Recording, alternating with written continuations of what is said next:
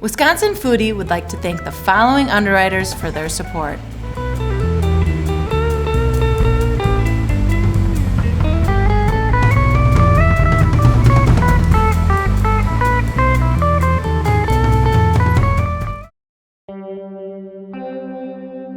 My grandfather was definitely a bigger picture guy. First of all, he saw the opportunity of this huge piece of land. It was 5,000 acres plus at the time, which he saw value in. Now, it's not what you always have, it's what you do with it, and that's what I've always been raised with. You know, I did feel as though I learned that from my grandfather. I think that he would be very proud to know what we're doing here. We're maintaining that vision, and I can only hope that the next generation will see that bigger picture. The Marsh was started back in 1873. The Ircink family purchased this property for their lumbering business, but they found cranberries growing wild out here. So they built dikes and ditches around the native stands of vines, and that's how they started cultivating the fruit. Cranberries were native to Wisconsin, so it is truly a native North American fruit. It's the Wisconsin state fruit. It's the largest fruit crop in Wisconsin. Wisconsin is the largest grower in the world, producing 60% of the world's cranberries. In Wisconsin, we have larger areas. We generally refer to them as marshes. On the coast, they refer to them as bogs. This is more commercial, larger expanses of area.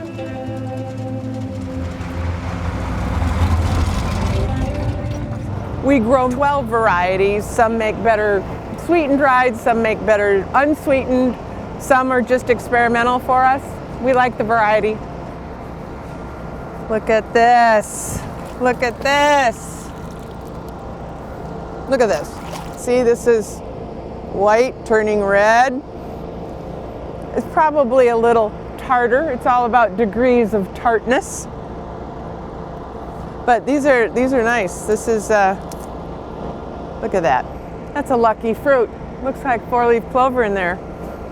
Those are little air pockets, and that's why they float, and that's why they bounce. And they pop. We're on the last week of harvest. We've been going for about 3 weeks now. Yes, it's busy. Yes, it's, you know, we all burn the candle at both ends, but it's what you work for all year long. You know, I'm so blessed because we have 2 children, and both of them, on their own volition, have come back to join us and to help me with both businesses, both the farm and, honestly, cranberry. Stephen is the manager. He's a better cranberry grower than I am, and that's a good thing. Well, my morning started with just kind of getting everything lined up and rolling. And then had to check water, check the reservoirs, and then check the water on the beds we're about to pick. It's a common misconception they're grown in water. They're actually grown dry, because we want to be in control of the moisture levels of the soil, so the plants are the happiest. But make no mistake, if there was a flood on during bloom time, that would ruin the crop. So it's all about proper timing of the flooding. So we're just bringing the water up. We call this a raking flood. So you just want the tips of the vines showing so that the berries are just coming up to the surface, because the berries are on short stems, about ½ an inch long or so, and because they have air pockets in them, and they'll float up. So it's easier to see them at this point too. So for the person on the harvesting machine, you know, they can see where they're going. So we're knocking the berries off the vine. This is the picking process. We call it raking or harrowing. So we're just gradually plucking the berries off the vine. It's a very gentle process on the vine. So cranberries are perennial. So the nice thing is we don't have to plant them every year. Some of the oldest vines we have out here are planted in 1939, actually. And if you mess them up during harvest, you'll see it next year. So you got to be very gentle during harvest. But this land is so much more than just the cranberries. We grow about 330 acres of cranberries, but we have about 6,000 acres of land. And so we have a forestry management plan on 2,600 acres, and it's a very complementary relationship with a commercial cranberry production.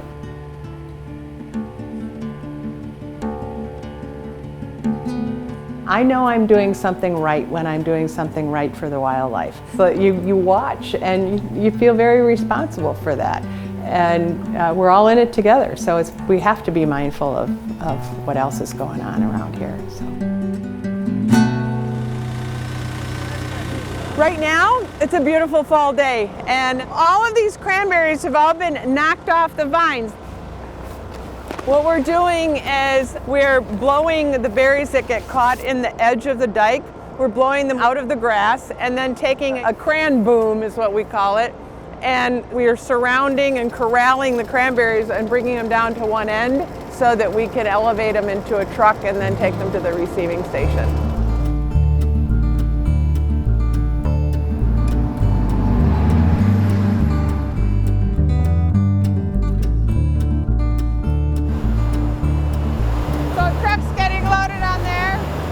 They get dumped in here. We call this the degrassing area. So this is a blower here. The blower blows the leaves off and they go over to that truck. The good berries come here. And then it goes through an air cleaner and a grater and a soft berry remover. An ambient air dryer, a conveyor, an optical sorter, and then they get elevated into a hopper and then get put into these totes. And then it goes on the trucks and to the freezer.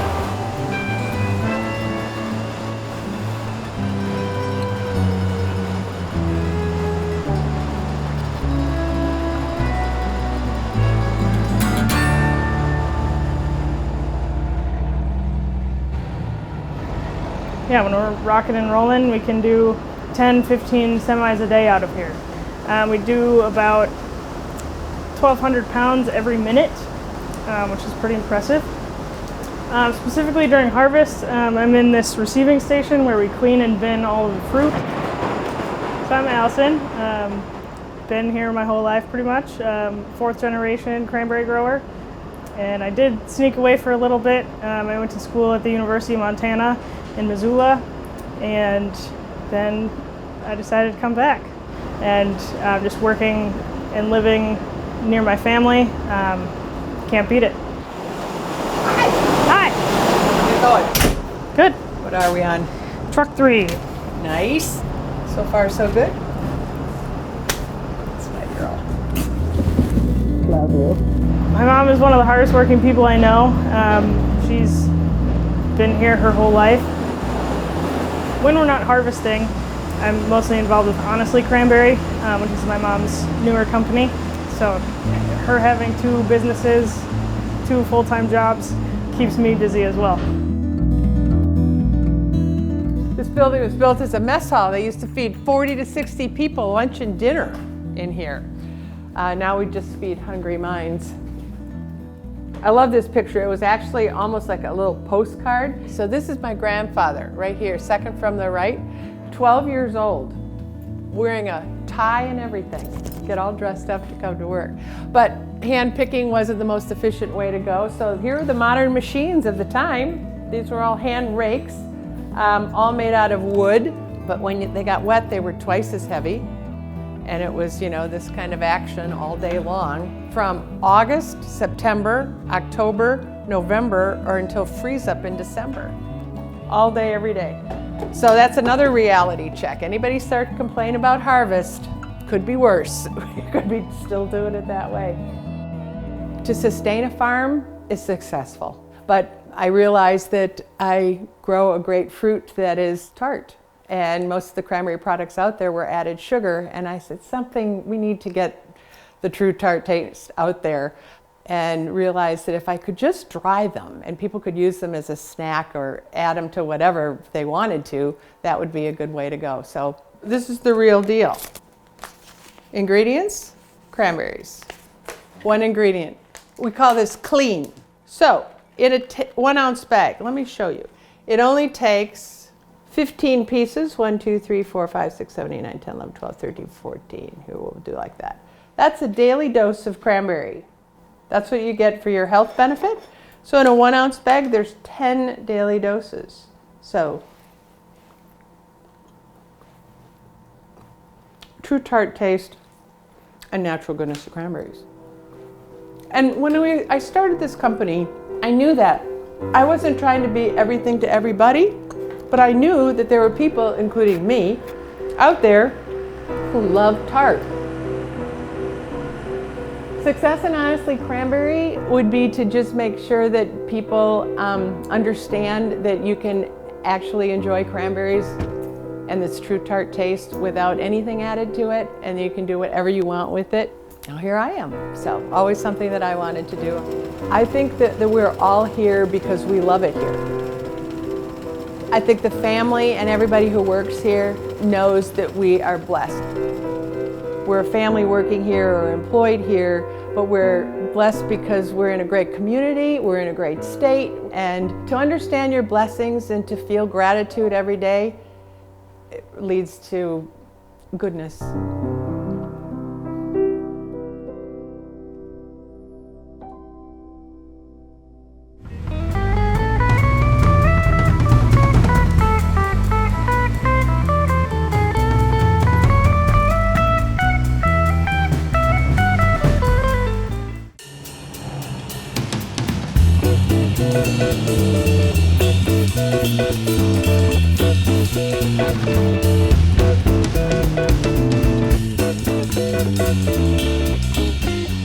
Hey Wags, what do you got going on? Hey bud, Hey guy. we're cutting up some pork belly. Gonna make some duck sausage today. We have some local duck Okay. and local pork belly here. Nice. Now, why a combination of duck and pork? The duck by itself, it could make the sausage. Okay. But what you're gonna run into is you're gonna end up with a little bit more of a dry sausage. Okay. So we add the pork belly, in this case, simply to add fat. Sure. This is 4 pounds of duck to 1 pound of pork sausage or pork belly. And to put a Wisconsin spin on it, we're gonna add the cranberries. Where are the cranberries from? Honestly, cranberry. They're going to exhibit the tartness of the cranberry without any sweetener. Wow. You have the tartness, you have the salt, the pepper, the garlic, but no sweetener. Okay, cool. What do we got to do now? Yeah. We gotta grind it? We're gonna grind it, and then we'll mix up the spices. So we have some salt, some pepper, chopped garlic. It's all ground up. You've got the spices, you got the garlic, you got a little bit of nutmeg. Are we gonna mix it? Now we get dirty. Yeah, go. So now, let's add some cranberries. Sweet. You know what I'm gonna do?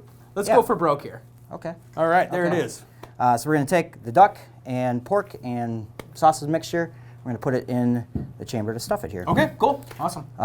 What you wanna do here is drop it in. Okay, why drop it? Drop it because you're gonna wanna pound any air that's in there out. Sweet. You'll see when we're stuffing it out of the tube, if air is in the pockets, if air is in here, it'll get into the sausage casing, which could end up in exploding your casing. Okay, yeah. An explosion meaning just popping it open. So we have that stuffed. Yep, stuffed, you're locked and loaded. We've got our casing. This is natural casing. This is correct? natural casing. Okay, yes. sure. Crank this down.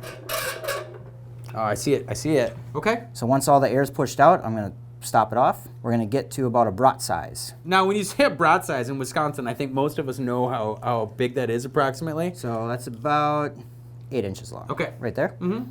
Now I'm gonna pinch it off here, do some twists. Okay.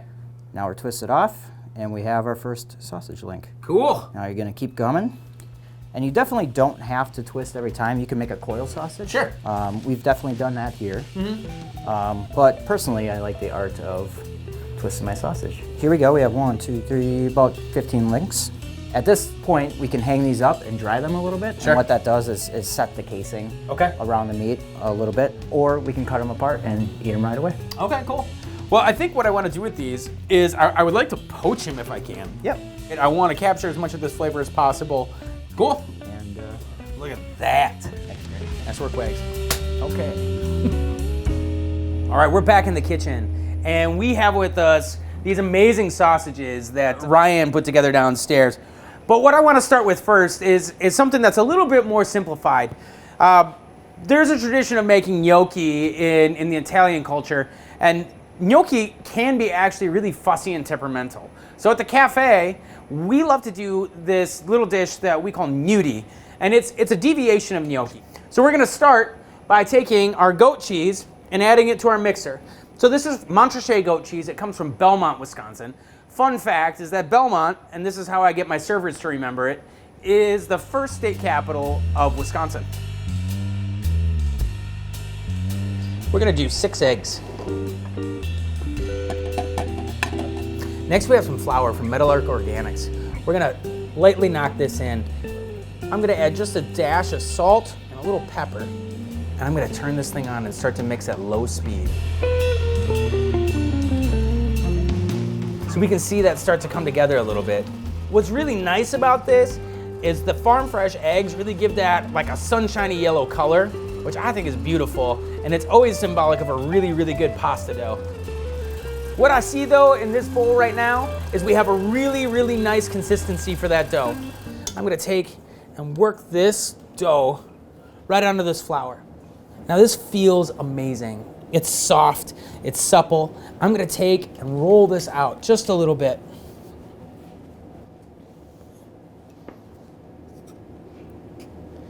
Like any good pasta or gnudi or gnocchi, it has that consistency of like almost a pasta marshmallow. So the next step in this process is gonna be blanching them in salted boiling water. When they start to float, we're gonna give it about a minute or two so we can let that mixture of the goat cheese and the eggs set, and then we're gonna scoop them into the ice cold water. The cool part about this, the floating is really, really essential because when we drop them into the ice shock, initially, they are gonna sit on top. As they cool down though, we'll start to see them fall and sink. And that's that air leaving and those cells setting, which makes a little bit more firm or gnudi. And you can see right now, they're starting to go to the bottom of the ledge. So we can pull it out and we can see that there's a really firm texture to this. That really light, fluffy cloud has got this nice encapsulation there. We can feel that it's firm. And squish it. I like to taste it too. And the beautiful part about this particular pasta is you get a lot of the tartness with the Montrachet goat cheese and the subtleness of the salt and black pepper and the richness of the egg. And I think that that is amazing. What we want to do next is we want to reduce the heat just a touch on that boiling liquid. I want to season this though and poach these sausages. So I'm going to take an onion, a few sprigs of parsley, just a little bit of chili flake to the water, and our garlic. At this juncture, we want this to be just around a boil. So about 205 to 210 degrees. We're gonna grab the sausages that Wags made down in the basement, and we're gonna take and put 4 of them in that poaching liquid. We have our sausages poaching in the back. We've got our gnudi chilling in the bottom of the shock, and I'm gonna turn on a burner to about a medium-high heat. What I want to do at this point is take the gnudi out of the bottom of the shock. We're gonna add just a little bit of high temperature cooking oil, and then I'm gonna come back with one of my favorite ingredients, the Westby Co-op Creamery butter.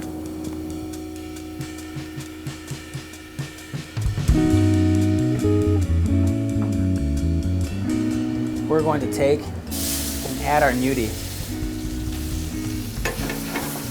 I want to make sure that I get these shiitake mushrooms in because they're going to need just a little bit of time to cook with it.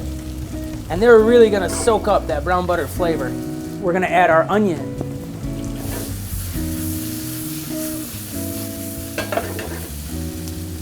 And next we're going to take the pride of Cranmoor, Wisconsin, cranberries.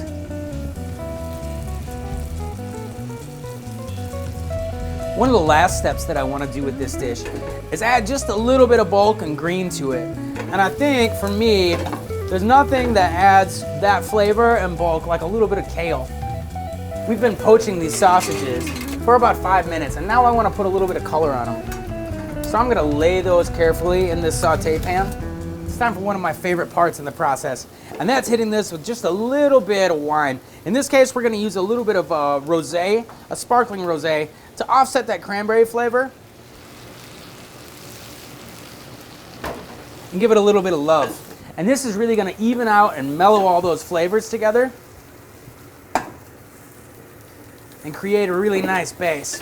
And you can see that wine and that butter kind of work together to create its own sauce. all the flavors are kind of come together. All right. The smell of this dish is, it's really different. You obviously get a little bit of the acidity that you can smell in the cranberry, which I think is awesome. But then the big uniter and the thing that smooths out all the rough edges in a dish like this is the butter. We're ready for the sausages. And we want to take and cut them on a hard bias. And you can see, look at the moisture in there, and those fat pieces are still whole and solid. And we have the cranberry sitting right in the top. Next, we're gonna hit this with a little Marike Gouda. I'm a big fan of fresh herbs at the very end of our pasta dishes, just to give it a little bit of fresh kick. And some fresh parsley really kind of helps round it all out. One of my favorite parts. I have a little bit of honey from Peaceful Valley. I'm gonna do just a couple drizzles around. A little bit of honey in this dish is gonna really, really bolster all of that acidity and give it a really awesome counterbalance. It'll blend well with the pork, duck, cranberries, kale, onion, garlic, chili flake, and of course, butter.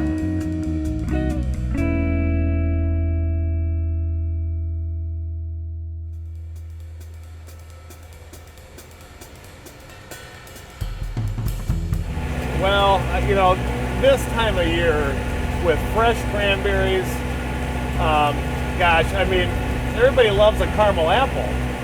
And, you know, the thing about fresh cranberries this time of year, my favorite way to do it is forget like one cranberry and caramel. Just dump a bunch of cranberries in a bowl, drizzle caramel on top, and eat it like a sundae. It's some stiff competition for our caramel apple friends. So, yeah, I mean, the more civilized way to do it is, I guess, you know, use toothpicks and then dunk them in caramel, but I prefer the more industrial way of the sundae. So.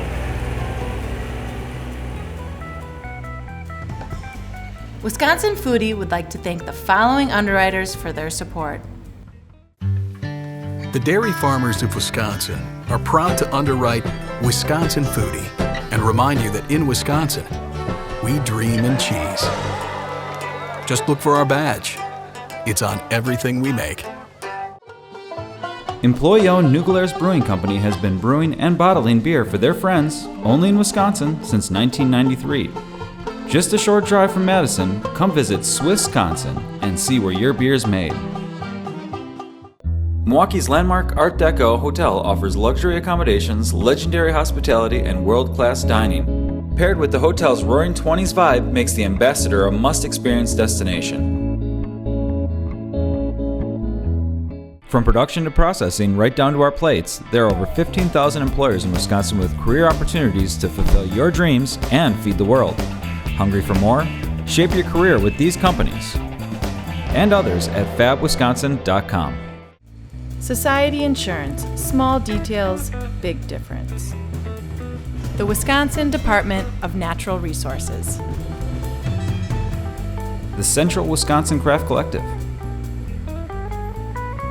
Something special from Wisconsin. Hilling Company. Edible Milwaukee Magazine. Also, with support of the Friends of Wisconsin Public Television. For more information about upcoming Wisconsin Foodie special events, dinners, and tours, please go to wisconsinfoodie.com. There you can sign up for our mailing list to be the first to know about our events and offerings. Also, get connected with us through Facebook, Instagram, and Twitter.